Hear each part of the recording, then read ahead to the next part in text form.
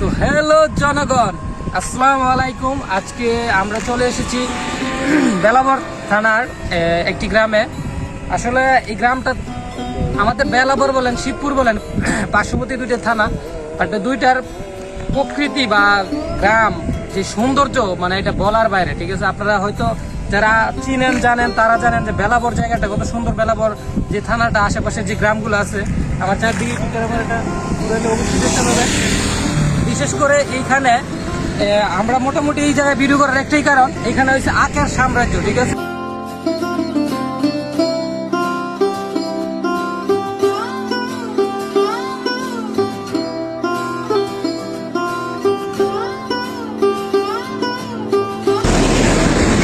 তো এখানে দেখতে পাচ্ছেন আমার পিছনে যে বড় বড় বাঁশের মতো দেখতে আসলে চিকন চিকন যে বাঁশ, আপনারা মনে করছেন যে বাঁশ বাগানে চলে এসেছে। আসলে এটা বাঁশ বাগান না, এটা হচ্ছে আখের বাগান। ঠিক আছে, এখানে আখ তৈরি, আখের গাছ লাগানো হয়েছে, ছোট থেকে বড় করা হয়েছে। এগুলা বাজারে নেওয়া হয়, তারপরে এখান থেকে রস নিয়ে ওই আখের গুড় বা আখের যে রস, যেটা যে যা খায় আর কি, যারা রস খায় এই গরমের মধ্যে আখের রস খাইতে হয়, আমরা প্রচুর খাই যারা, তারা হয়তো জানি।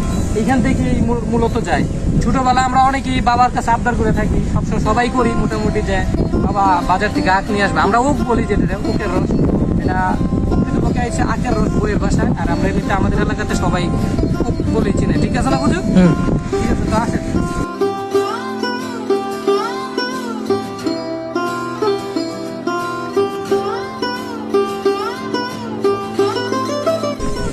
দেখতেই পাচ্ছেন আসলে এই যে আমার পাশে হাতের কাছে যে আখের যেই চারাগুলা, যে বাঁশের মতো দেখতে চিকুন চিকুন হয়, এগুলো আখের রস। ঠিক আছে, এগুলো খাইতে এত মিষ্টি হয়, মানে আপনারা যারা খাইছেন তারা জানেন, অতিরিক্ত মিষ্টি হয়। তো আমি আপনাদের আজকে আখের বাগানটা সুন্দর করে দেখাবো, যে আখের বাগান কত সুন্দর হয়।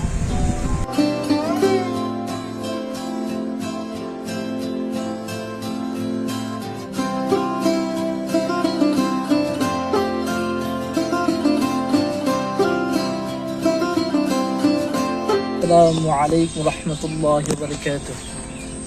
হ্যালো বন্ধুরা, আমরা চলে আসছি আজকে বেলাবর থানার আখ ক্ষেতের রাজ্যে। আর আখ ক্ষেতগুলো দেখতে মাশাআল্লাহ খুব সুন্দর। আল্লাহ তাআলা কত সুন্দর করে বানাইছে, কত সুন্দর দেখতেছি আখ ক্ষেতগুলা। এটা আল্লাহ তাআলা একদম প্রাকৃতিক সৌন্দর্য, প্রাকৃতিক একটা ভূমি, অনেক সুন্দর। আল্লাহ তাআলা কুদরতি, যে আল্লাহ তাআলা এই আখ থেকে এত মিষ্টি, এখানে না গোড়াতে কোনো চিনি ডালা হয়েছে, না খার ডালা হয়েছে, কোনো কিছুই ডালা হয়নি। তো আল্লাহ তাআলা এটা কুদরতি ভাবে এটার ভিতর থেকে এটার মিষ্টি বাহির করতেছে। মানে এটা থেকে রস খাইতেছে, আবার এটা থেকে খার বানাইতেছে। আল্লাহ তাআলা কত ক্ষুদ্র, আবার এটা গরু খাইতেছে। মানে আল্লাহ তাআলা এটা সবগুলো বান্দার উপকারের জন্য বানাইছে, কত সুন্দর করে। আর এইগুলো দেখতে অনেক সুন্দর, আবার খাইতে অনেক ভালো, মানে খুব পুষ্টিকর আখের রস।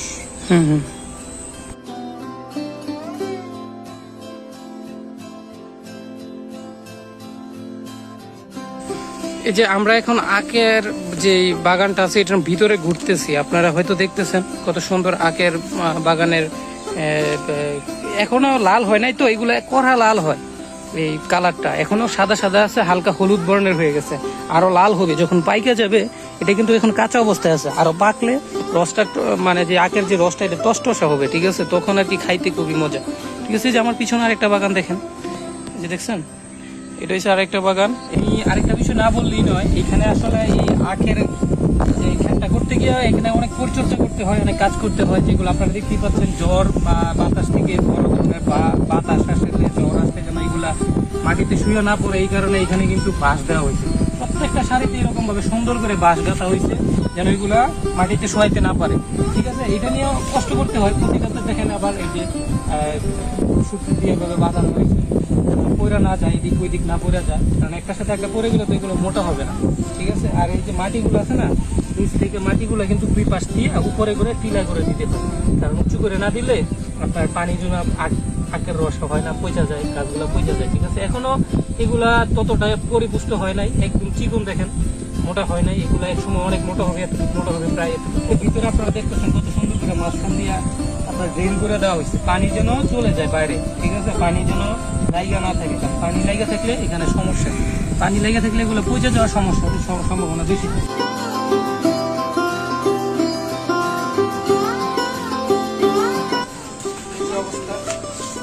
মোটামুটি মোটামুটি কিন্তু এগুলো অনেক লম্বা হয়, ঠিক আছে, এখনো ছোট, আরো পরবর্তীতে মাঝখানে পরে কিন্তু আরো লম্বা হবে। এখনই আমার হাইট কিন্তু গাছে 5 ফুট 6 এর মতো, তো এখন বুঝেন এগুলো কত উপরে চলে গেছে, মোটামুটি পরবর্তীতে আরো লম্বা হবে।